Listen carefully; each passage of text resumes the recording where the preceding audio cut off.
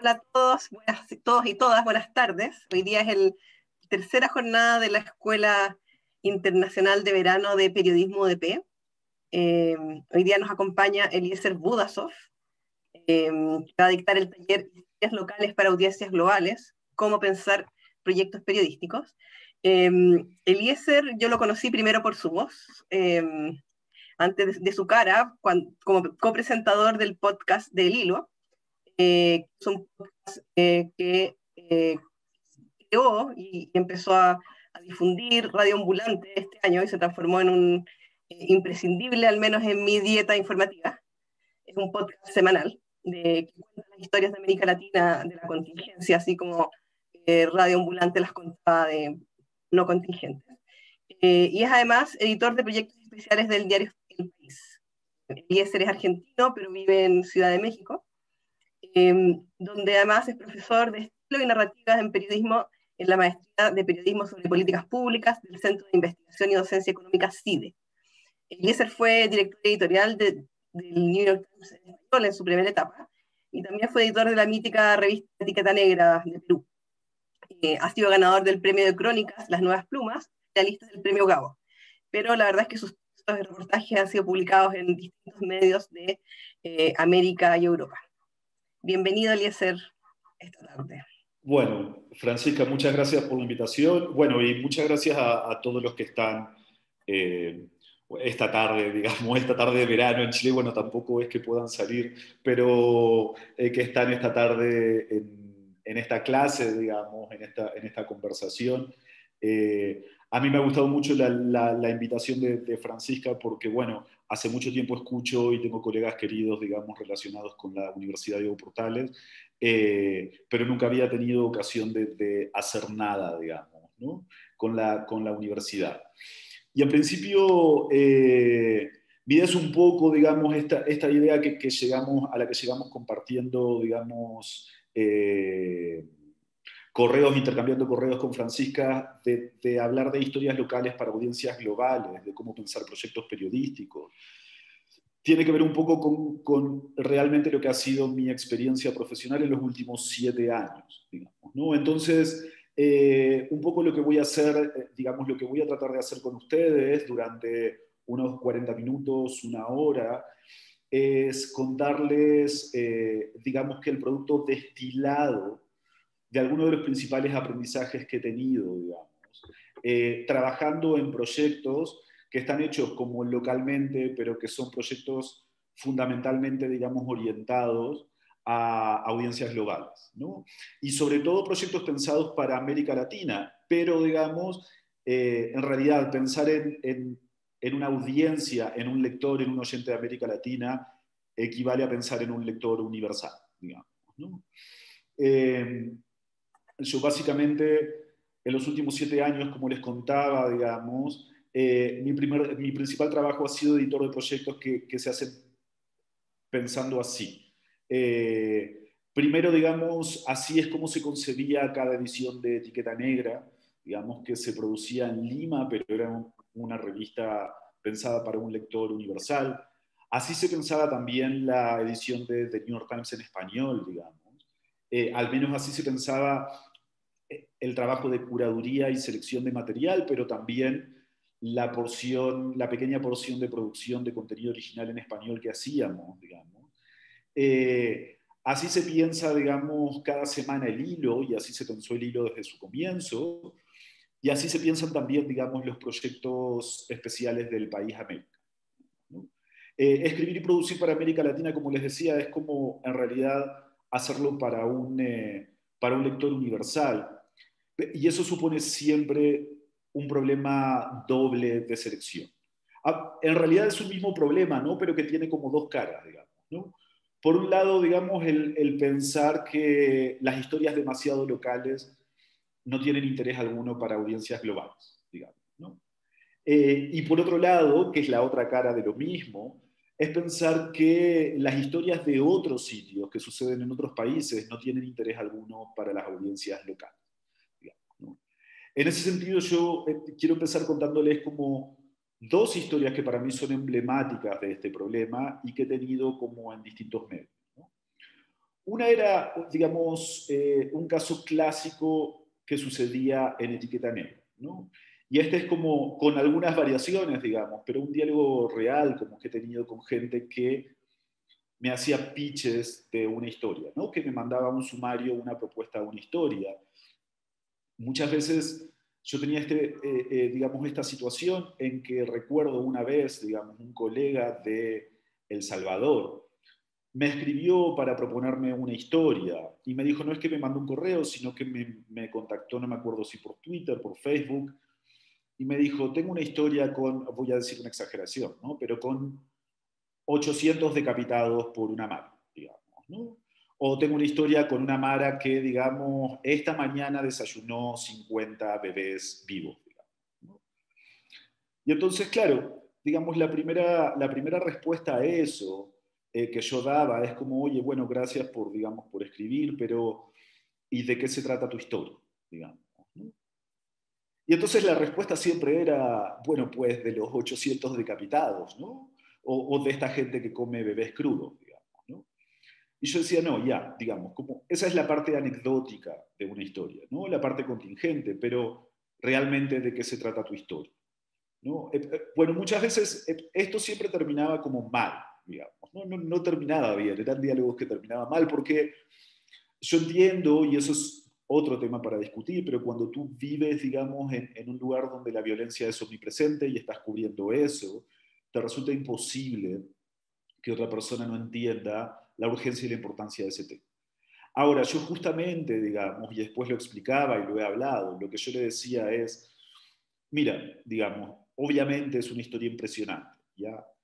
Pero el tema es que, digamos, yo soy un editor argentino en este momento que está viviendo en Lima, haciendo una revista que se va a leer en todo el continente. Entonces, lo que yo necesito que tú entiendas es que cada ciudad, cada país de esta región tiene sus propios problemas de violencia, ¿ya? Y sus propios problemas de violencia eh, pueden no ser tan, digamos, terribles o tan fascinantes en términos del morbo como los que suceden en El Salvador, pero son los que afectan directamente a sus vidas, digamos, a su vida cotidiana. Entonces, lo que yo le decía es, a mí lo que me interesa saber cuando te pregunto de qué se trata esta historia es por qué o de qué manera la historia que tú me estás proponiendo puede servir para un lector de cualquier ciudad de este continente, para que un lector entienda algún tipo de violencia que se vive en su propio territorio, digamos, ¿no? ¿Cómo alguien puede leer esta historia e iluminar de alguna manera su universo más próximo? ¿Sí? Porque, digamos, esa es como la máxima aspiración, además, que nosotros podamos producir historias que puedan servir para que uno tenga algún tipo de comprensión o para que uno pueda mirar de otra manera un universo más próximo, ¿no? Para entender mejor el mundo que nos rodea. Y eso significa digamos, que si la gente del norte de México está viviendo todo el tiempo bajo asedio de la violencia del narco, si en Argentina y en Chile lo que más hay es represión y brutalidad policial, o sea, represión por parte del Estado, ¿no? Si, digamos, en Colombia lo que más hay es otro tipo de violencia. Entonces, la idea, digamos, es que si tú estás en un país que es como casi un laboratorio de la violencia o tiene, digamos, como los casos más extremos, que tú puedas trabajar esa historia, pero que a través de ella puedas explorar la violencia como fenómeno, digamos, ¿no? No solamente que tú estés contando un hecho anecdótico terrible, sino que puedas producir sentido a través de eso, digamos, ¿no? Y la producción de sentido pasa justamente por explorar qué tipo de significados son universales, digamos, ¿no? Qué tipo de aspectos universales tienen las historias particulares. La otra historia que quería contarles tiene que ver con una, digamos, experiencia más aún personal, que es sobre la historia de Nahuel Maciel, que es el mayor fabulador que existió en la historia del periodismo argentino. Y es un texto que yo escribí, es un reportaje que yo escribí, con el que gané el premio a las Nuevas Plumas que contaba Francisca, pero es en realidad parte de una historia muy, muy concreta y muy pequeña en una redacción en una ciudad muy pequeña. Yo soy de Paraná, que es una ciudad relativamente pequeña en el norte de Argentina. Empecé a trabajar a los 19 años en una revista que se llama el Semanario Análisis de la Actualidad, una revista de periodismo político. Y bueno, claro, era un esclavo absoluto a los 19 años, digamos, ¿no? En la redacción me pasaba todo el tiempo adentro. Y en los cierres de edición, mis compañeros veteranos contaban estas historias fabulosas sobre este personaje que se llama Nahuel Maciel, que era un tipo que apareció, bueno, que vivió en Paraná en algún momento, ya les voy a contar por qué, pero que él de alguna manera hacía un suplemento en un diario, en el diario El Acero, hacía un suplemento de localidades del interior de la provincia y lo hacía sin levantar jamás un teléfono, digamos.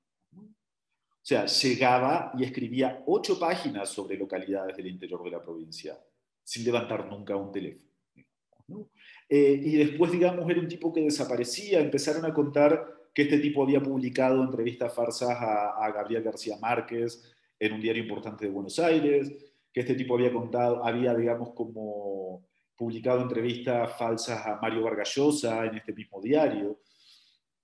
Y entonces empecé a pensar, a preguntar por esta historia, y yo les dije, oye, ¿alguien escribió esta historia?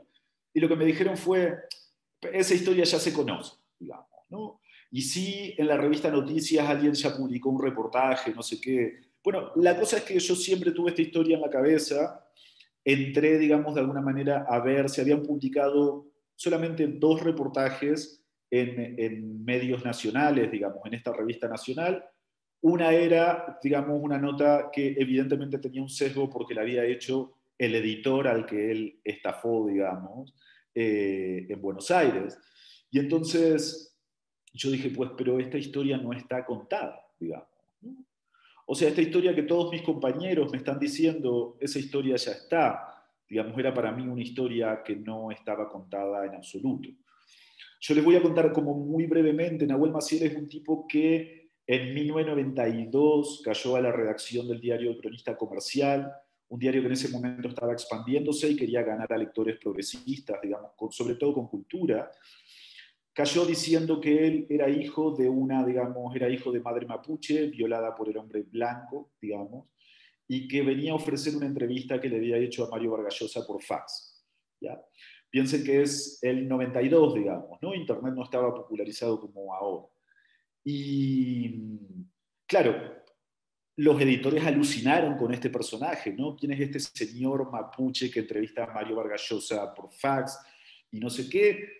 Parece que chequearon una sola referencia de él, digamos, la otra referencia no la pudieron ubicar y publicaron su entrevista, ¿no?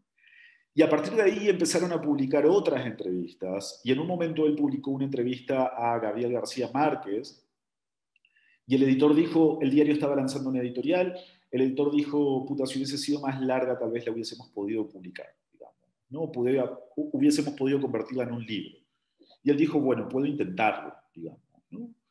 Eh, para resumirles, como el punto más alto de la mitomanía de este personaje fue que en la Feria del Libro de Argentina en 1992, ante una, digamos, audiencia de, creo que eran como 5.000 personas, él presentó un libro, digamos, que se llama Elogio de la Utopía, que es un libro de entrevistas a García Márquez, todas inventadas, digamos, con un prefacio a cada capítulo plagiado palabra por palabra del libro de un sacerdote santafesino, Mamerto Menapace, al que solamente le había cambiado la palabra Dios por utopía, y con un prólogo falso escrito por Eduardo Galeano, digamos, que no lo había escrito Eduardo Galeano, donde Galeano decía una cosa así, decía, yo sé que es tarea de los maestros prologar la obra de sus discípulos, pero la verdad es que con este joven periodista soy yo el que aprende, ¿no?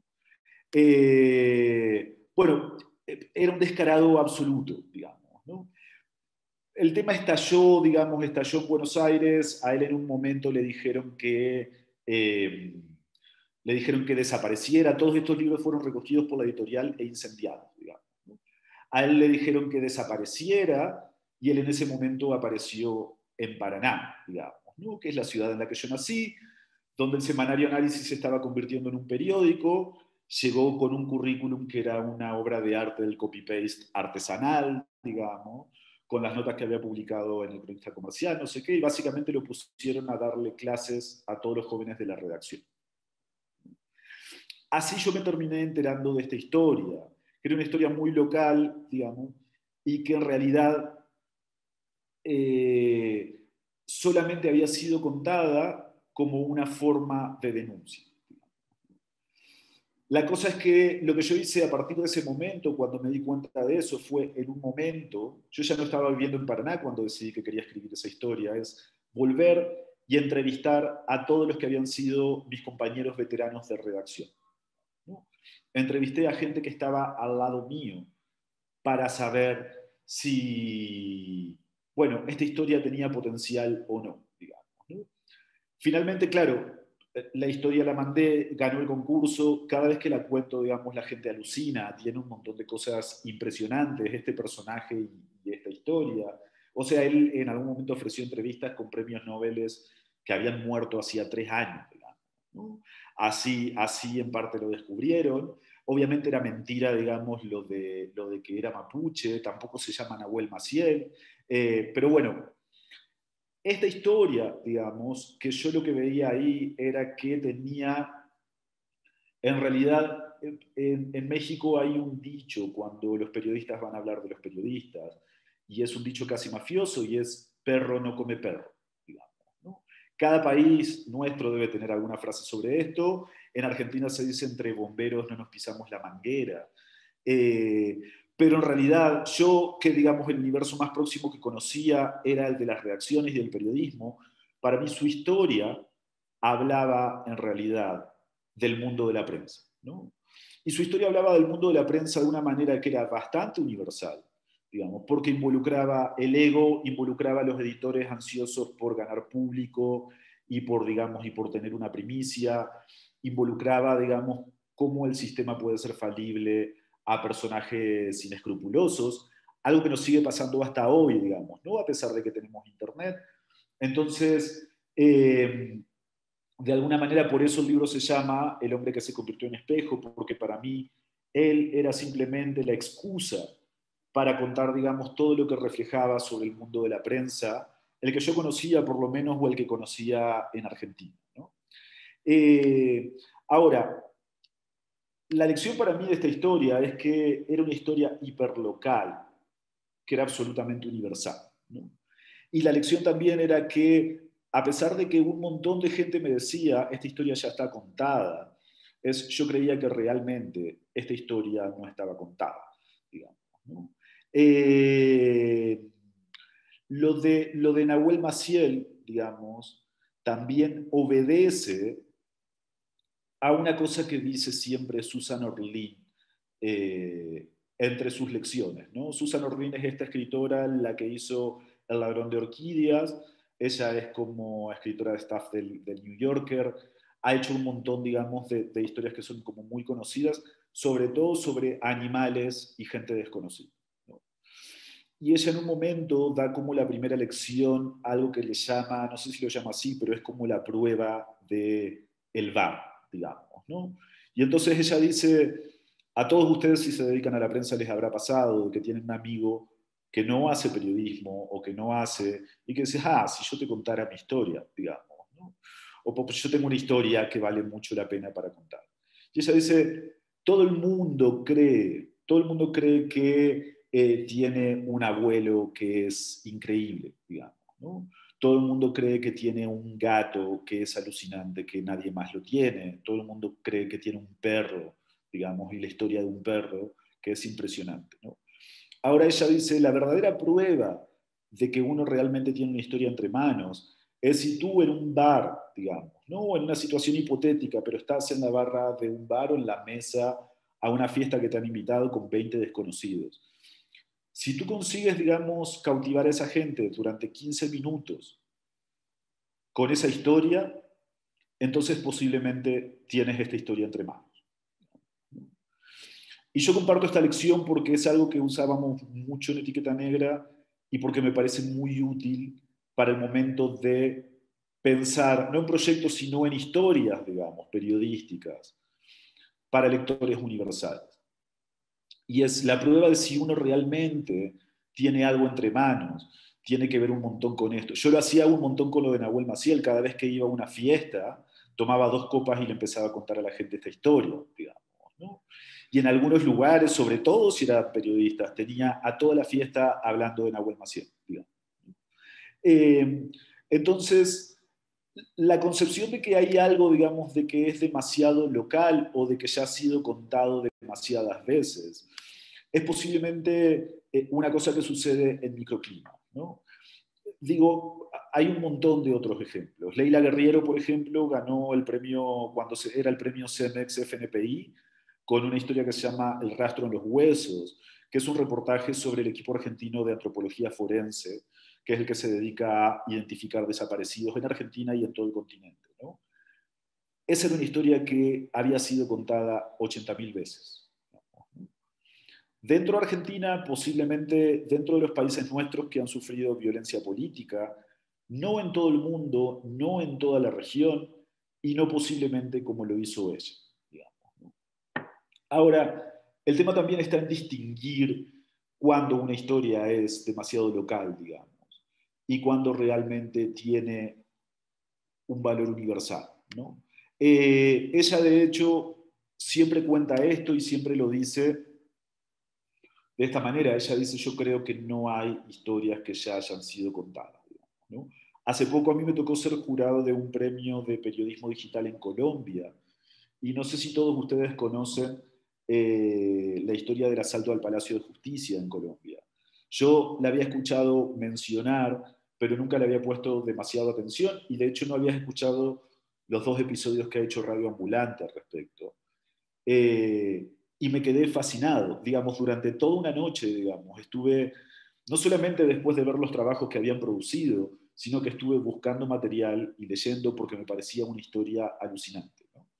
La historia de las esterilizaciones forzadas, por ejemplo, en Perú durante el gobierno de Fujimori, que es una historia que se conoce mucho en Perú y que se conoce un poco más ampliamente dentro de movimientos, digamos, feministas.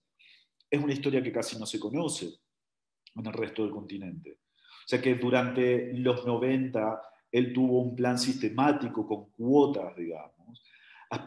Algo así lo que sucedió con los falsos positivos en Colombia, pero tuvo un plan sistemático con cuotas para contar, digamos, digamos, para reducir la natalidad de la gente, sobre todo en los sectores más pobres e indígenas.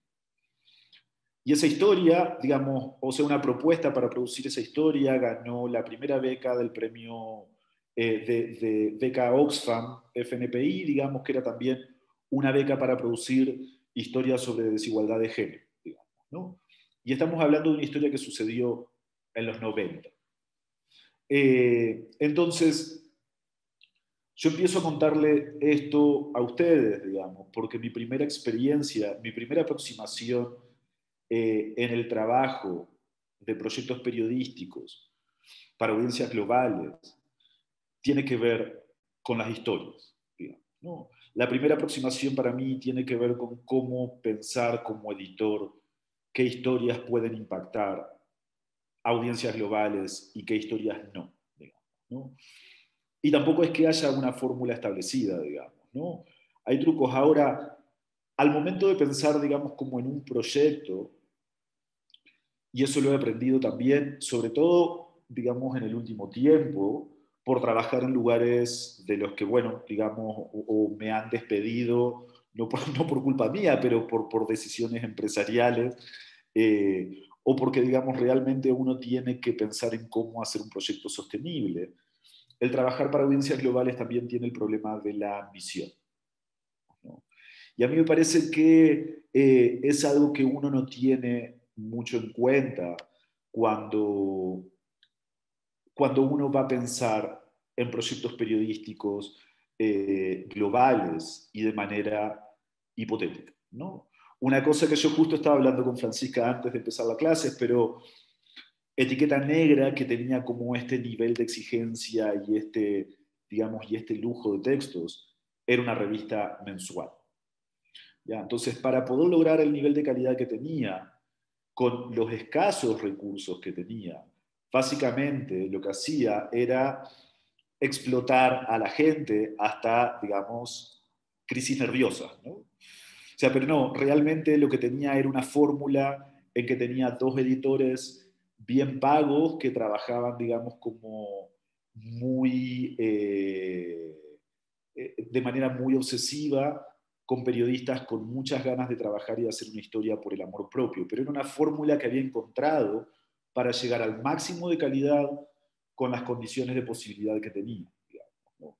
Y el hecho de que sea una revista mensual también tenía que ver con eso, digamos. Hubiese sido imposible, sin un presupuesto millonario, hacer esa revista, no sé, semanalmente, ¿no? Ni siquiera quincenalmente. Porque, o sea, porque era mensual y ni siquiera llegábamos siempre bien al cierre de edición, digamos, ¿no?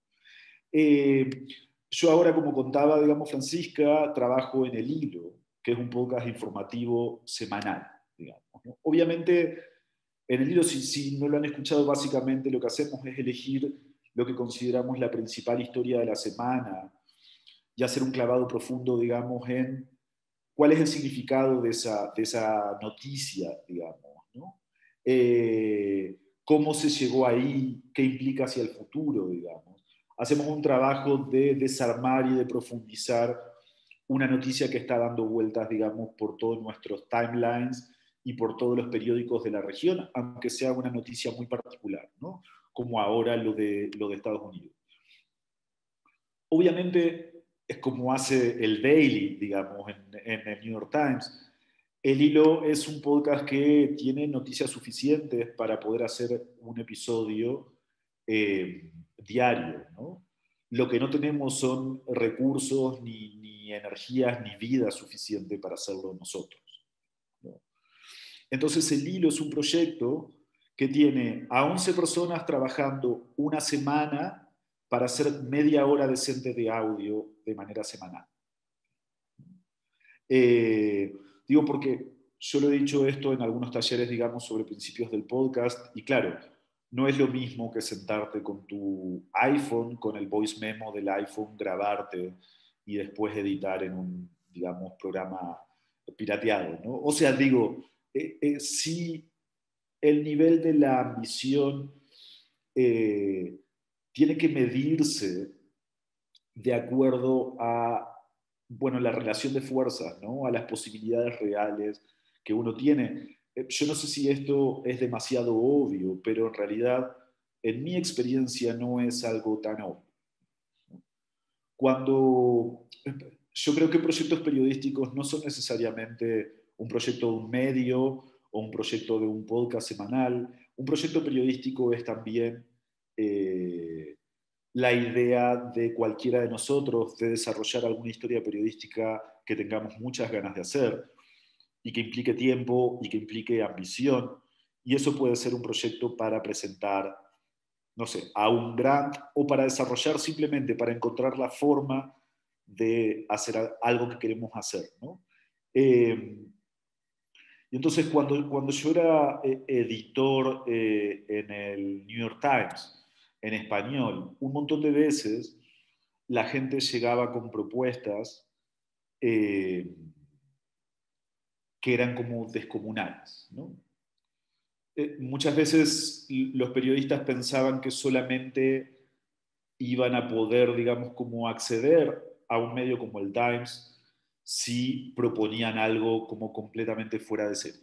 Entonces me llegaban una propuesta diciendo, queremos hacer esta pieza que trata sobre 50.000 países y tiene 800 perfiles, 4 documentales, 50 episodios de podcast y el trabajo fotográfico de 200 personas para, digamos, digamos, y esas propuestas nunca pasaban, digamos, ¿no? Yo que fui freelancer mucho tiempo, de hecho fui freelancer hasta mi primer trabajo fijo full time fue en Etiqueta Negra, siempre tenía esta ética de cuando podía les respondía. Y yo solía responder con una cosa que es tonta, pero que es absolutamente cierta, y yo decía, tu propuesta, digamos, tu propuesta es como si me estuvieses ofreciendo matrimonio en la primera cita de Tinder. O sea, todavía, digamos, no sé cómo trabajas, todavía no hemos hecho nada juntos y me estás ofreciendo algo que es como descomunal, digamos, ¿no? Y entonces yo lo que entendía que ahí había como una, digamos, como un desajuste, como un desfasaje entre la ambición y las posibilidades, digamos, ¿no? Porque, claro, esta era una discusión que yo también tenía con editores, digamos, en Estados Unidos, ¿no? La gente del Times en Estados Unidos creía eh, que solamente allí podían hacer buen periodismo, ¿no? Y lo creían porque, claro, si tú, digamos, has crecido viendo cómo se produce el mejor periodismo del mundo, con el mejor presupuesto del mundo, entonces no concibes cómo se puede hacer un gran proyecto periodístico sin tener ese presupuesto, digamos, ¿no? O sea, sí se puede, digamos, lo que no se puede es hacerlo en el volumen y en la frecuencia que se hace en Estados Unidos, digamos. Pero estos proyectos de los que yo les estoy hablando son proyectos que de alguna manera, pensando en audiencias universales, pensando en audiencias globales, trabajan localmente con sus posibilidades, digamos, ¿no? Y eso tiene que ver, digamos, con evaluar bien la correlación de fuerzas. Y, digamos, en el país sucede lo mismo. Yo que de alguna manera estoy editando lo que se llaman proyectos especiales y que la ambición de todos estos proyectos sean que se conviertan en una marca del periodismo del país en el continente y que a la vez excedan aquel territorio, digamos, del cual habla cada historia. Las producciones tienen un ritmo completamente distinto, ¿no? Entonces, un reportaje como el que salió hace un mes, que se llama La cocaína universal, que es básicamente una investigación acerca de cómo se ha transformado en las últimas décadas la industria de la cocaína, es un reportaje que empezó con una historia local y que se trabajó durante un año, ¿no? Y claro, digamos, ahora una cosa que nos enorgullecía es que lo compró la revista Internazionale, que es una revista que publica lo mejor del periodismo internacional en Italia, lo compró y lo convirtió en su portada, digamos, ¿no? Ahora, yo quiero contarles cómo empezó ese reportaje y también de por qué yo creo que no son excluyentes, que el periodismo diario, que digamos que los proyectos más pequeños no son excluyentes con los proyectos periodísticos, digamos, de mayor ambición. No sé si saben, pero tal vez algunos de ustedes los vieron. A finales de 2019 se hicieron virales una serie de diálogos entre narcos mexicanos y narcos uruguayos, digamos, ¿ya? Eran muy graciosos porque, digamos, como el choque de estas dos culturas eh, tenía un efecto completamente risueño y se habían hecho, claro, la gente que empezó a compartirlo los viralizó muy inteligente porque en realidad pertenecían a la sección de humor de la Diaria, digamos, ¿no? Que es un proyecto periodístico desde Uruguay, un periódico de Uruguay. Y entonces eran diálogos ficticios. Yo primero, o sea, me los creí, los reí, digamos, me reí mucho. Los entrerrianos somos casi uruguayos, digamos, entonces yo pensé, digamos, de que sí tenía posibilidad de que fueran reales. Pero lo que hice fue llamar a un colega en Uruguay, que se llama Guillermo Garat, que es uno de los principales expertos en droga que existen en este continente, y le pregunté, es periodista, ¿no? Y le pregunté, Guille, ¿qué es esto? Digamos, ¿no? Él fue el que me contó que primero, que eran falsos, digamos, que eran de la sección de humor de la Diaria, pero le digo, ya, pero ¿cuál es la noticia que está detrás? Y me contó que en los últimos 6 meses, digamos, el último caso había ocurrido en diciembre, pero que en los últimos 6 meses en Uruguay se habían, digamos, le habían confiscado a Uruguay cargamentos salidos de ahí o antes de salir por 12 toneladas de cocaína. 12 toneladas de cocaína implica, yo no me acuerdo, habíamos hecho el cálculo, pero 3 gramos de cocaína por cada habitante de Uruguay, incluyendo los recién nacidos y los ancianos, digamos, ¿no? en una cantidad descomunal, ¿no? Y entonces le dije, oye, pero ¿cómo, digamos, qué es esto? O sea, es porque Uruguay está, digamos, ha cambiado su rol de paso, está transformándose el volumen. Le digo, cuéntame, tal vez sale un texto. Y básicamente Guille lo que hizo fue hablar con contactos, hablar con la policía, explorar, digamos, las noticias, y vino y me dijo la cantidad que se está, digamos, exportando a nivel mundial, pero sobre todo desde el Cono Sur es descomunal. Es como la más alta en la historia, digamos, ¿no? Le dije, bueno, pues vamos a hacer un reportaje, digamos, ¿no?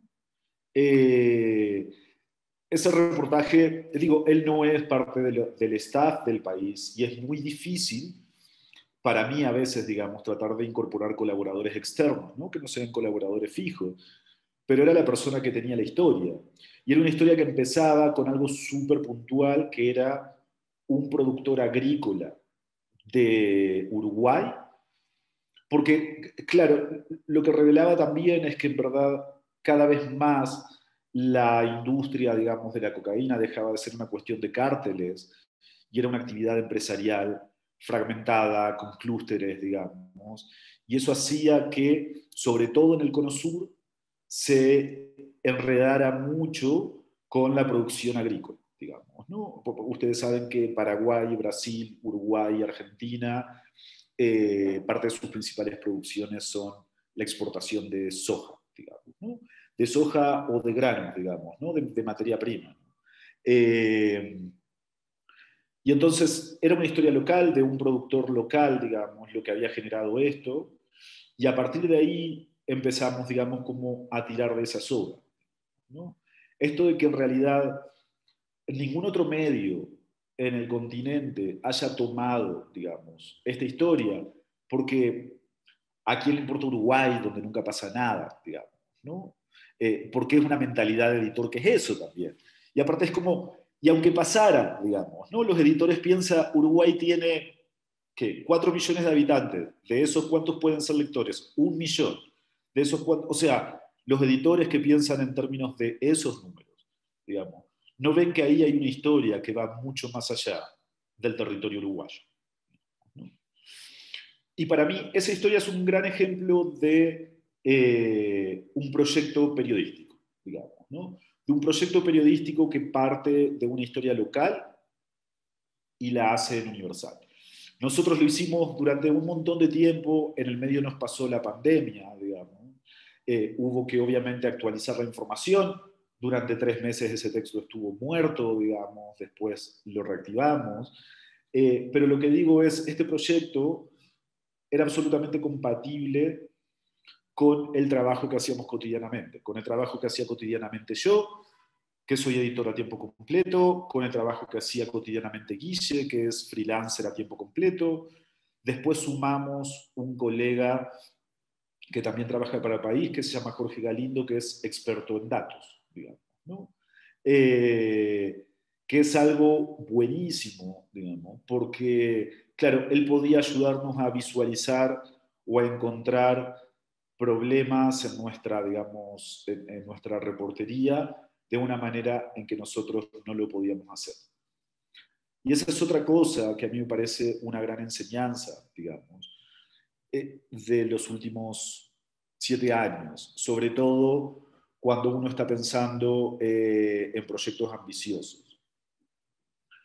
Yo soy un convencido de que, excepto, digamos, nada, grandes redacciones que invierten en eso, digamos, que el mejor periodismo que se hace hoy en el continente se hace a través de proyectos independientes.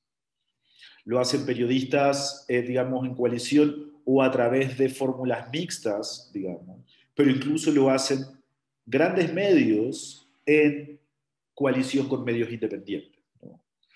Los medios independientes, los proyectos, digamos, de colegas que quisieron, digamos, desarrollar una ambición que no tenía lugar dentro de las redacciones tradicionales, son hoy en día los que están produciendo algunas de las mejores cosas en el continente. Y una de las enseñanzas de eso, creo, es que hay un montón de capacidades desarrolladas en toda la región para algún tipo de proyecto que nosotros podemos querer hacer desde nuestro territorio. Entonces yo soy un convencido, bueno, si no, no sería editor, digamos, ¿no? De que esta figura de el lobo solitario, del periodista como un lobo solitario que va y que investiga las maras o el narco, o sea, de que eso en realidad es una idea anacrónica y caduca del periodismo, que el periodismo se hace hoy colectivamente, ¿ya? Y colectivamente pueden ser tres personas, digamos, ¿ya? Pero es colectivamente, es juntar fuerzas. Y creo que la manera de pensar proyectos periodísticos también, ambiciosos, aunque uno esté en su rincón, es ver la cantidad de capacidades y especificidades que hay en el periodismo que se hace en el continente. Eso es algo que a mí me parece siempre muy útil para las organizaciones que lo hacen, ¿no? Es como el Surti en el Paraguay, son unos genios en cómo poner información visualmente. Y entonces ellos han trabajado con Salud con Lupa en Perú, digamos, que son muy buenos para poner información científica en cómo facilitar la comunicación para algunas cosas. Ojo Público en Perú ha desarrollado un algoritmo que busca bases de datos de corrupción que se llama Funes el Memorioso. Esa es una herramienta que se va a poder utilizar por otros compañeros, digamos, ¿no?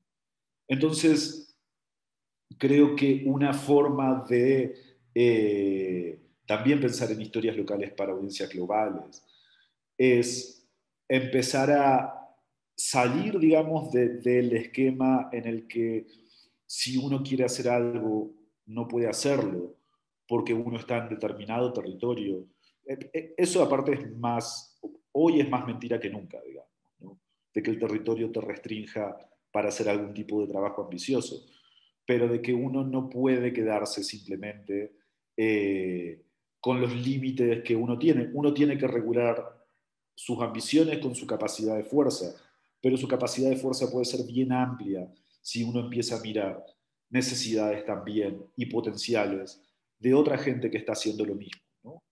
Eh, Finalmente, y ya para cerrar, digamos, eh, que es algo que está relacionado también con lo que les decía al principio y con lo que decía ahora, también algo que me parece muy útil desde la experiencia, es pensar en términos de nuestra búsqueda de qué hacer. Si no tenemos una historia que queremos hacer, pero queremos buscar para hacer, es que empecemos a relativizar, digamos, o a poner en perspectiva la búsqueda de originalidad, digamos, ¿no?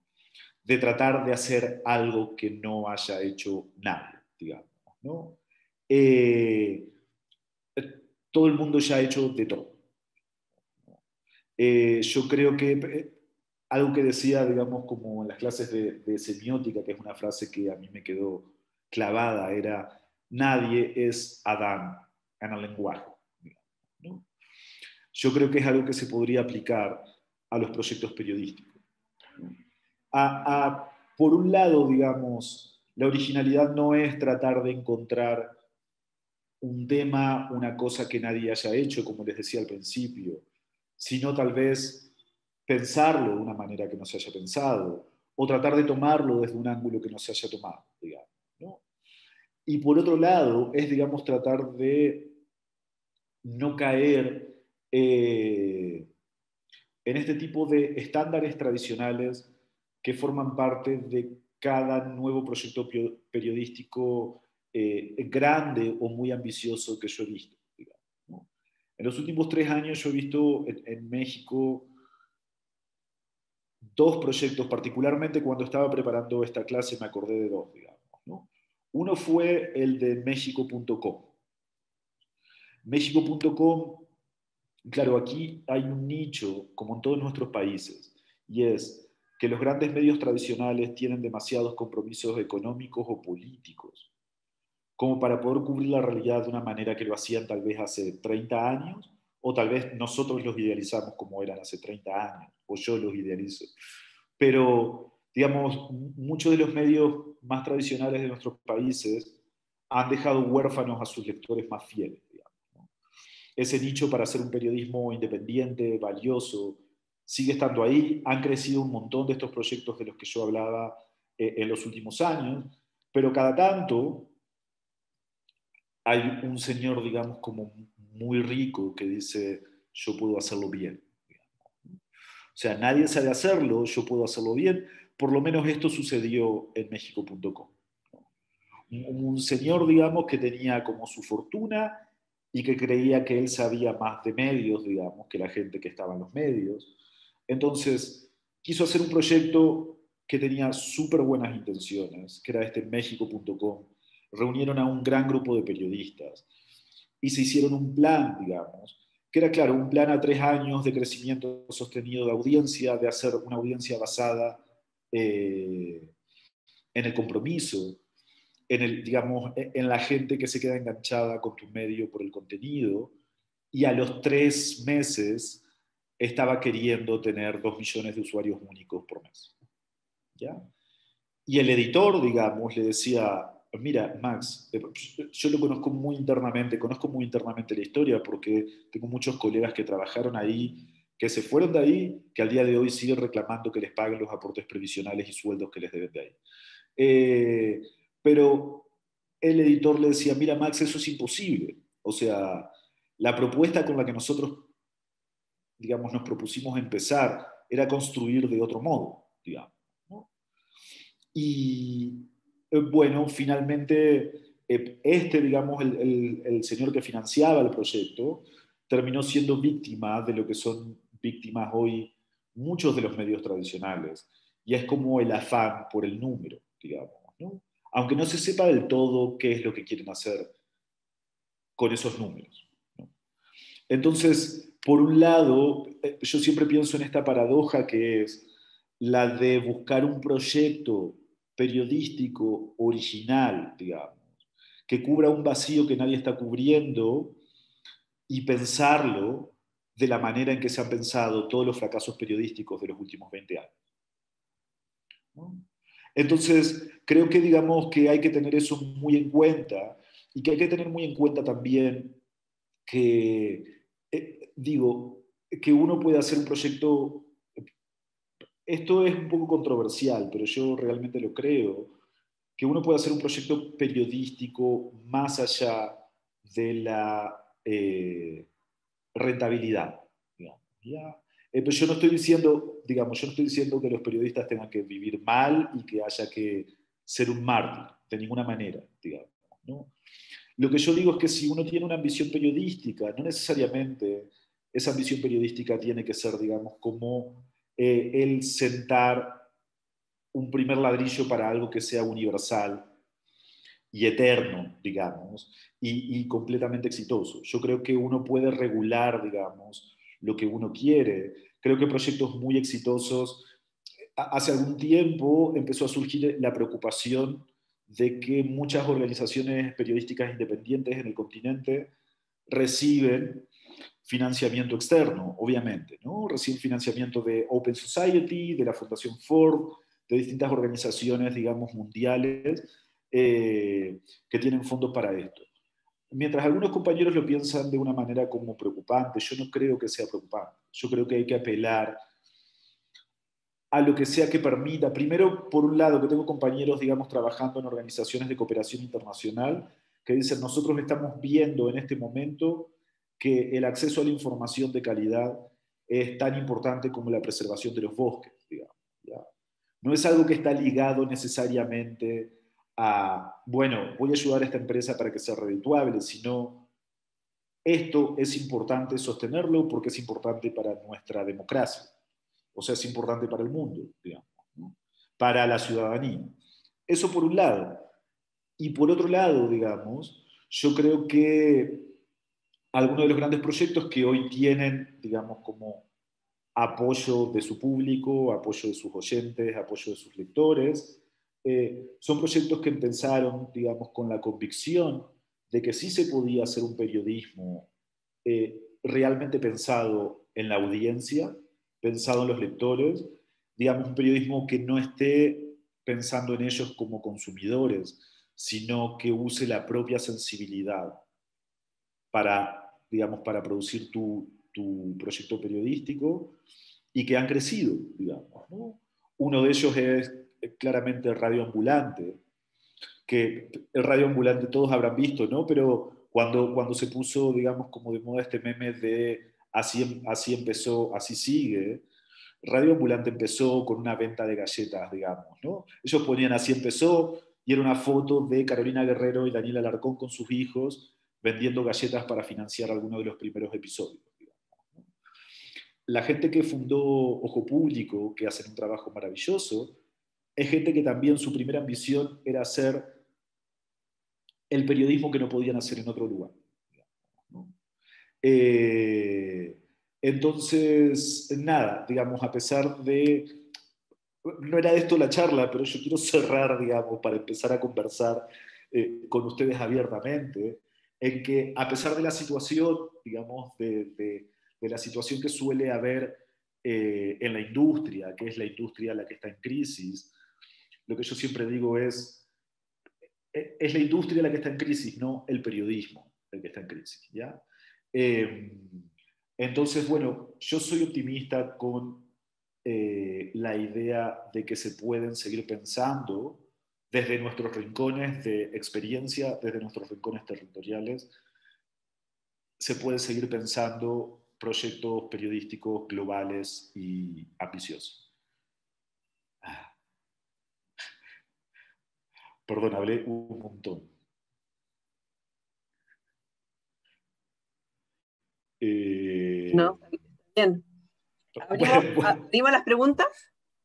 sí, o sea, y la idea es abrir la pregunta, digamos, como justamente de forma abierta, ¿no? Digamos, digo, que pueda hacer que sean curiosidades o consultas o que discutamos lo que ustedes tengan en la cabeza, sobre todo sobre este punto, ¿no? Pero si es sobre algún otro también.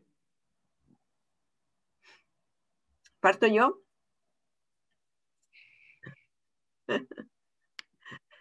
Eliezer, tú trabajas en varias plataformas en este momento, ¿no? Eh, Sí, cuando tú y yo empezamos a hacer periodismo, uno hacía reportajes para revistas, digamos, que era muy, muy distinto que hacer un reportaje audiovisual, y en nuestros países no existía siquiera la posibilidad de hacer reportajes para la radio, ¿no? Era todo informativo. Las tecnologías de alguna manera han borrado esas fronteras. Eh, sí. y a lo mejor, no sé, me imagino que tus trabajos en el país salen de alguna forma impresos, pero sin duda lucen mucho más en su formato digital, donde tienen complementos. Eh, ¿Cómo se piensan estas historias que en general son como grandes historias, digamos, independiente de que puedan ser locales, pero están pensadas como en mostrar algo más que lo que representan en sí mismas, digamos? ¿Cómo se piensan en un mundo en que, para quién, cómo se escriben, cómo se diseñan, pensando en que van a tener distintos formatos? Sí, está bueno lo que preguntas, porque sabes que, bueno, la edición del país ya no sale más en papel en América Latina, digamos, ¿no? Sale en España y entonces a veces, digo, nosotros tenemos un reportaje de 5.000 palabras y ellos necesitan una versión de 1.800 palabras para la edición de domingo en papel, digamos, ¿no? Y la verdad es que esa siempre es la menor de las preocupaciones, digamos, ¿no? O sea, a mí siempre me preocupa la herejía que sufre una historia que tiene 5.000 palabras para convertirse en una historia de 1.800, pero por otro lado también tú dices, bueno, pero ¿quién lee esto? Digamos. O sea, ¿quién está leyendo en este momento el diario en papel? Y yo leo en papel cada tanto, digamos, pero solamente cuando tengo como una necesidad o cuando tengo ganas de tenerlo en papel, pero yo soy cero nostálgico de eso, digamos, ¿no? Eh, Creo que se piensan de dos maneras distintas, digamos, ¿no? Creo que por un lado lo que ha habido, o sea, que en la primera época, digamos, yo me acuerdo mucho que en un momento toda la moda era, esto ya hace más de 15 años, ¿ya? Pero toda la moda era que todos los textos fuesen multimedia, digamos, ¿no? Todo era multimedia, ¿no? Y en realidad lo que tenían los sitios era todo lo que se hacía multimedia era una especie de copia mala de la enciclopedia Microsoft en carta que venía en CD. Así de viejos somos, digamos, ¿no? pero era como, claro, que apretaras un botón y tenías sonido, apretabas otro botón y tenías una foto. Es que en realidad lo que creo es que se piensan de dos maneras. Por un lado, hay nuevos formatos y nuevas redes sociales y nuevas plataformas que empujan a gente a explorar, digamos. ¿No? No sé si han visto la cuenta de TikTok que tiene el Washington Post, digamos, ¿no? Pero tiene un man que se dedica exclusivamente a eso, es muy bueno, digamos. Y yo pienso que si alguien viniese a proponerme hacer una gran historia a través de TikTok, yo le diría que sí de una, digamos, ¿no? El tema es qué y cómo, ¿no? Y por otro lado, lo que creo es que, digamos, esto de cómo pensar las historias se alimenta mucho de la propia sensibilidad de uno, digamos, ¿no? Eso es, digamos, como es cierto para cualquier tipo de formato, pero sobre todo cuando uno eh, quiere hacer una historia visualmente ambiciosa, todo depende también de lo que hayas visto en otros, digamos, en otros medios, de alimentar la sensibilidad de uno con las posibilidades de lo que se puede hacer y después, digamos, de pensar en todo ese potencial, pero con un objetivo en concreto, digamos, ¿no? Yo siempre lo que digo es como, yo no quiero fuegos artificiales, digamos, en un texto, ¿no? Lo que yo quiero es básicamente que todos los recursos que vayan a estar ahí enriquezcan, digamos, la experiencia de leer, la producción de sentido.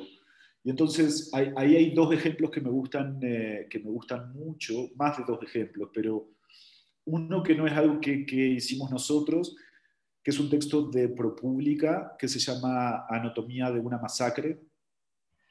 Me Salvador, ¿no? pare... Sí, no, en el norte de México, en Allende, digamos, ¿no? Es una historia que escribió Ginger Thompson digamos, con ayuda de reporteros locales sobre un tema que se ha vivido un montón en México, que es como los narcos, digamos, por alguna vendetta van y toman un pueblo, digamos, y terminan provocando una masacre. Pero tiene un recurso como de audio muy bueno, que son fragmentos editados de las entrevistas a lo largo de la narración, ¿no? La verdad es que a mí como lector siempre me molesta eso. A mí me molesta un montón que me pongan cosas en el medio, digamos, ¿no? Pero cuando tú aceptas, digamos, el juego de un texto como este, que está bien pensado en la página y bien editado para eso, el resultado es maravilloso. Yo primero, no solamente tienen, digamos, como el play, sino que tienen las citas en medio de cuadrados. Y yo primero hice lo que hago siempre como un lector veterano, que es pasarme por encima los recuadritos que tienen en el medio, digamos, ¿no? Yo me los paso por encima y después me di cuenta que no me los podía pasar por encima, que eran parte del relato. Entonces, creo que eso está muy pensado en el lector, digamos, ¿no? Muy pensado en cuál es el potencial que tienen, digamos, y que está hecho por alguien que efectivamente tiene una sensibilidad, digamos, respecto de la experiencia de leer una historia larga en digital, ¿no? Por otro lado, también el problema es que no tenemos mucho margen, ¿no? Pero creo que también hay mucho ensayo y error, ¿no? Creo que si yo un montón de veces pido cosas que después no se usan, ¿no? Y me gano puteadas por eso, ¿no? Obviamente, ¿no? Pero cuando consigues, digamos, como un cómplice que entiende que hay veces que la única forma de ver algo es verlo, digamos, de sacarlo de tu cabeza es verlo, creo que vale mucho la pena, digamos, ¿no? Y te cuento otra cosa que yo he empezado a hacer y que no hacía antes, digamos, ¿no? Y yo uso mucho el iPad cuando quiero a veces transmitir una idea con el diseñador, uso mucho el iPad para hacer dibujitos de cómo me lo imagino, eh, que eso tiene que ver con cosas que yo he visto, digamos, ¿no? Hay un especial que sacamos, creo que es el primero que yo hice estando en el país, que sacamos el 14 de febrero de 2020, que se llama Los corazones están hechos para romperse, y es un especial de Verne súper oscuro sobre el amor, digamos, ¿no? Son sobre todo historias de fracasos amorosos, de malas citas, digamos, ¿no? de mal sexo, o sea, son todas historias como terribles sobre eso. Eh, y en realidad eso lo trabajamos con mucho tiempo, pensamos en cómo podíamos ilustrarlo, buscamos una estética, y funcionó muy bien también, porque en realidad, de nuevo, creo que la mejor forma de llevarlo a cabo es la experiencia colectiva, ¿no? Compartir más ojos con otra gente, digamos, tener a gente que te diga al lado, oye, esto es una huevada, digamos. ¿No? O, claro, o tener a gente que te diga, ¿para qué sirve esto? Digamos, ¿no? Eh, y eso también es bueno. A mí me gusta mucho la fotografía y consulto mucho con fotógrafos cuando voy a producir eso. Mira, interesante. ¿Alguien más tiene una pregunta para Eliezer? Eliezer, tengo una duda. Sí, Que no están centrados en la historia, más bien como un poco en la parte más industria. ya. Em, Pasa que cuando uno ve los grandes medios que intentan de alguna forma mirar a América Latina o buscar historia en América Latina, uno ve que el ojo está puesto principalmente en el principal mercado de América Latina, que es México. Y ahí está la principal búsqueda de historia y donde está de alguna forma la prioridad periodística. Entonces, te quería consultar cómo se conjuga, cómo camina esta búsqueda de historias globales versus el peso que tiene cada uno de los mercados al momento de tener una presencia que de alguna forma va encadenado también a ser rentable ese mismo proyecto. O sea, de alguna forma, si uno piensa en América Latina, uno piensa inmediatamente, bueno, hay que estar en México, ojalá, estar en Argentina, como que los ojos van igual, y Sí, uno, la mirada igual va a buscar las cosas allá pensando en que también son lugares en los cuales el potencial de lectoría es mayor. eh, sí, ¿Cómo digamos, complejo? tienes mucha razón porque, digamos, es que al final tiene que ver con esto que hablábamos de los números antes, ¿no? De que, claro, al final tienes, México es el país con mayor cantidad de hispanohablantes en el mundo, digamos, ¿no? Entonces eso sí o sí termina, digamos, provocando que las historias que tiene sobre México y que pegan en México, digamos, producen unos números de audiencia que son mucho mayores, digamos, a los de cualquier otro país en el continente, ¿no? Eh, pero yo creo que, a ver, a mí me pasó una cosa cuando el país lanzó en julio el país México, digamos, ¿no? Pero la reacción ya estaba en México y ya se producía un montón de México, pero era el país América. Y entonces en un momento tuvieron una visión que yo no estaba de acuerdo, yo no estaba de acuerdo porque era más trabajo, digamos, ¿ya? Pero, pero en realidad era una visión muy, digamos, muy apropiada, que a mí me pasaba también como editor en el Times, y es, si nosotros estamos en México, pero tenemos una edición de América, y el 70% de las historias que producimos aquí son, digamos, historias de México. La idea es que haya un portal exclusivo, digamos, para los lectores de México, pero que si tú entras, digamos, desde Chile, no pienses que ese periódico no es para ti, digamos, ¿no? O sea, si tú entras desde Chile, el portal automáticamente te va a dirigir a la edición de América, que no necesariamente tiene la misma portada que México, ¿no? O sea, si hay una gran noticia mexicana que tenga interés, digamos, como continental, sí la vas a ver ahí. Pero si no, vas a ver cosas de Argentina, cosas de Chile, cosas de Brasil, digamos, cosas de Perú. Entonces a mí sí me parecía una buena forma de verlo, digamos, ¿no? Y yo creo que también, que es como, en realidad es el proyecto, es cuando tú piensas en números versus engagement, ¿no? En que en realidad lo que tú estás buscando es, en el hilo, nosotros no tenemos, o sea, nuestras historias de México creo que del año pasado son dos, digamos, ¿no? Y eso no ha hecho que disminuya nuestra cantidad de audiencia, digamos, ¿no? Porque en realidad el proyecto está pensado para agarrar como la principal historia de esa semana. Entonces, claro, eso es un poco tramposo porque cuando fue, digamos, el estallido en Chile, todos los medios del continente estaban con el estallido en Chile, digamos, ¿no? El problema es cuando no tienes algo tan grande, ¿no? Lo que yo creo es que hay que pensar muy bien hacia quién te diriges y cómo lo quieres hacer, digamos, ¿no? Y que esto define mucho lo que vas a hacer. Hay proyectos, digamos, que son globales, que están en Colombia, ¿no? Eh, Ojo Público, que yo hablo mucho de ellos porque me gusta mucho lo que hacen, pero Ojo Público, por ejemplo, tiene esta serie de estafas bancarias, que es una serie, digamos, que está pensada en todo el continente. Ellos hacen un reportaje sobre México que yo no he visto en ningún medio en México. Eh, el Faro, bueno, el Faro es que es una referencia de El Salvador, entonces si quieres leer algo de lo que está pasando en El Salvador, te vas a El Faro, pero lo que creo es que hay distintas formas de explotarlo. Creo que una forma es ser como el mejor medio que cubre alguna cosa a nivel local, y entonces yo si quiero saber algo de Chile, o sea, mi primer instinto es entrar a The Clinic, digamos, ¿no? O sea, digo, The Clinic no es que necesariamente vayan a cubrir el día a día y no sé qué, pero bueno, pero digamos, pero sé que es como en lo que más voy a creer al principio, entonces primero lo intento, digamos, ¿no? Eh, y después en términos de producción, o sea, más allá de en términos de producción, porque una cosa es la cobertura y otra cosa es la producción de un proyecto global. Yo creo que eso ya cada vez es menos obstáculo.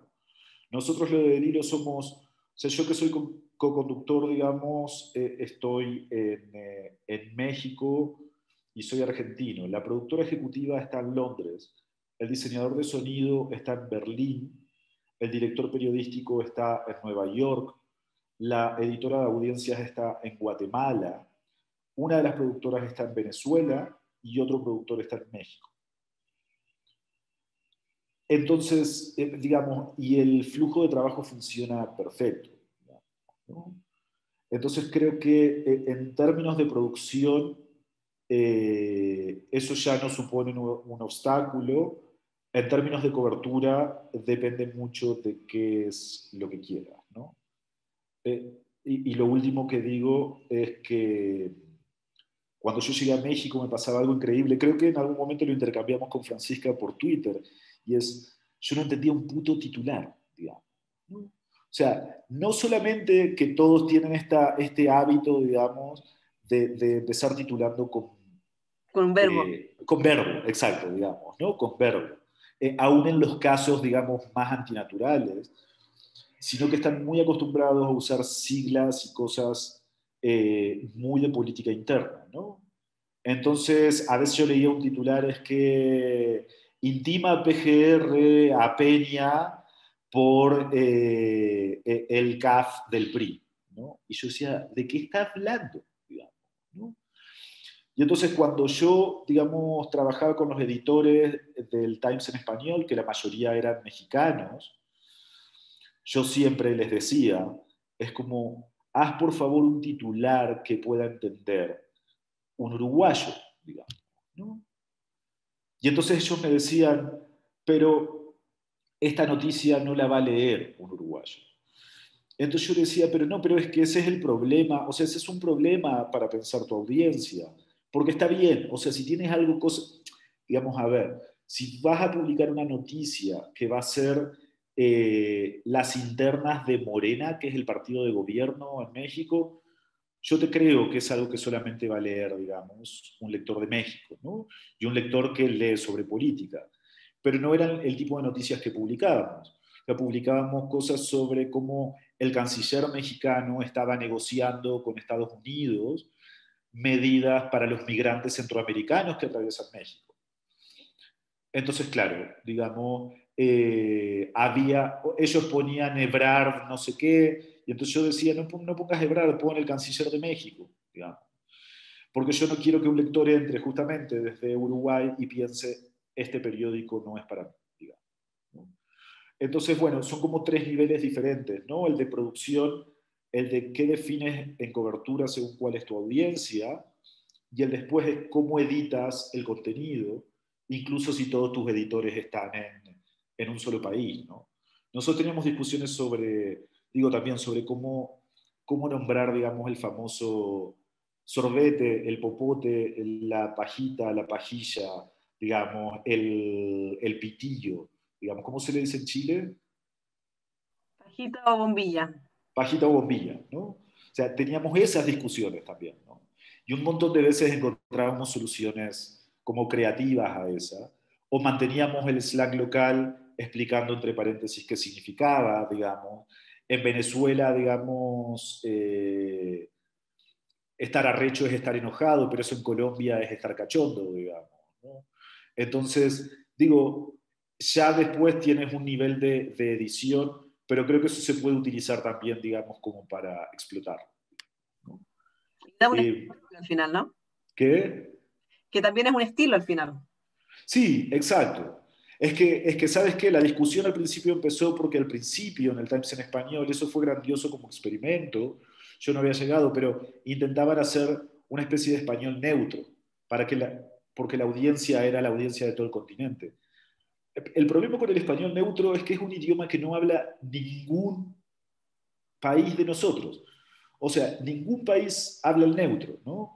Entonces, en un momento se entendió que lo que había que hacer era al contrario, explotar esa riqueza y esas diferencias, pero haciéndolo legible para, bueno, lectores de otros lados, ¿no?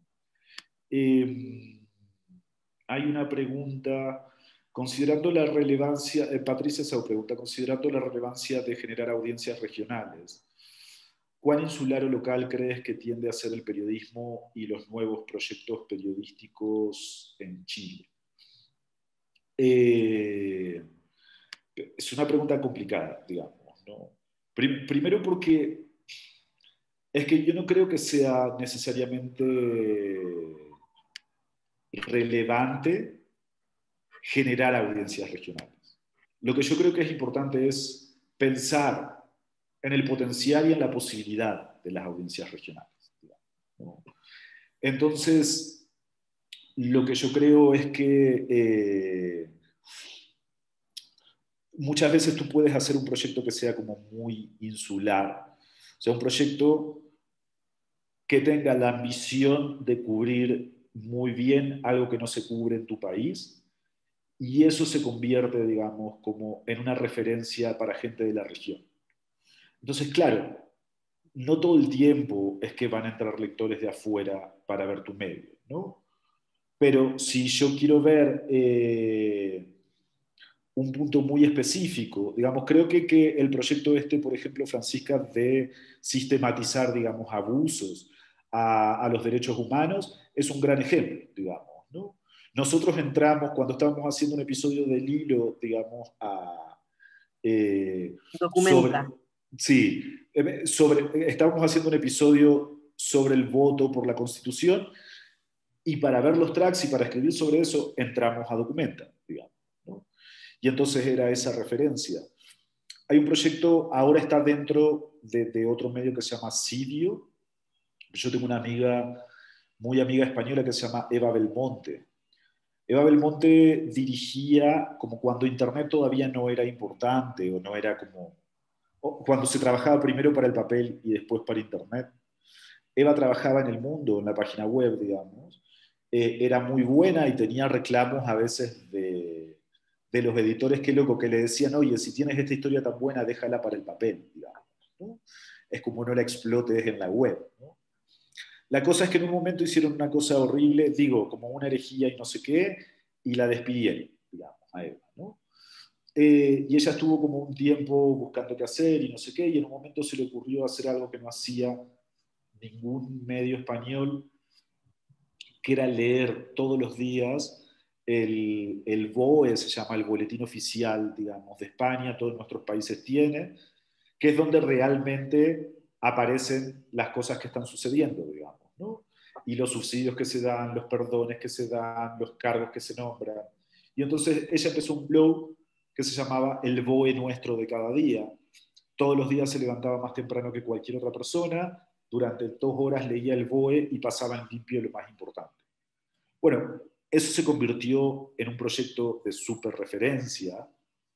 Yo no leo el BOE Nuestro de Cada Día, digamos, porque no soy de España, pero en un momento que estaba trabajando una historia, la de la cocaína, en que decíamos, uno de mis compañeros decía, perdón,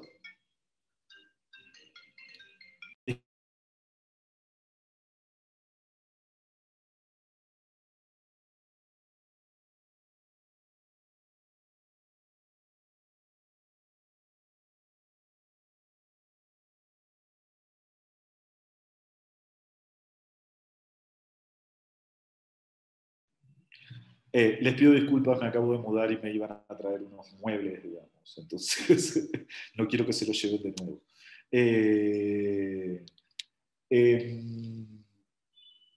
lo que les iba a decir es que justamente eh, cuando estábamos escribiendo los reportajes sobre la cocaína, uno de mis compañeros ponía que, digamos, comparaba un monto, ¿no? Decía que solamente en el primer trimestre se había incautado tanta cantidad de dinero que equivalía a todo el presupuesto de España para la emergencia del coronavirus en las comunidades autónomas. ¿Ya? Y yo, para chequear si eso era efectivamente cierto, entré al BOE, digamos, de Eva Belmonte, ¿no? Entonces, creo que es complicado, digamos, cuestionar o pensar, digamos, que la insularidad es un error. O sea, digamos, que yo creo que la insularidad es un error en tanto tú no piensas que lo que haces, aunque sea muy específico y muy local, puede ser valioso en este momento para gente del resto del continente. O sea, hice un poco de trampa y no respondí exactamente a lo que me preguntabas, pero un poquito sí. ¿Y tú entiendes la prensa chilena cuando la ves o te pasa como en México? ¿Qué cosa? Si lees un diario chileno, ¿lo entiendes o te pasa un poco como antes en México? No, entiendo más, pero entiendo más porque en realidad, entiendo más primero porque soy argentino, digamos, y porque pasé mucho tiempo también en Chile, digamos, ¿no? Entonces entiendo un poco más, conozco como casi todo el país y sí me resulta igual, digamos, nada, pero eso no es una novedad, digamos. Lo que es muy complicado entender son como los videos, digamos, en vivo y en directo por la jerga, digamos, chilena, ¿no? Que es como, bueno, un chiste en todo el continente. Cierto. Acá digo que hubo gente que me insultó por eso y en realidad lo había compartido un meme que compartió una compañera chilena que se llama Gesera Alarcón, que trabaja en Vice Media, cuando fue el terremoto, que claro, llegaban, digamos, rescatistas, digamos, de China, y llegaban rescatistas de Israel y decían, llegaron rescatistas de Chile, de China necesitamos traductores, llegaron rescatistas de Israel, necesitamos traductores, llegaron rescatistas de Chile, necesitamos traductores, digamos. Ay, ay, ay. Bueno, Sí. no sé si hay más preguntas o empezamos a cerrar. Bueno, Eliezer, muchísimas gracias por acompañarnos hoy día. Estuvo muy interesante.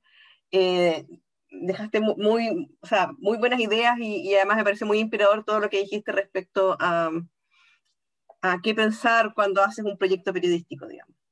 Ya, bueno, muchísimas gracias por la invitación, me alegro que haya gustado, ojalá que sirva. Va a servir.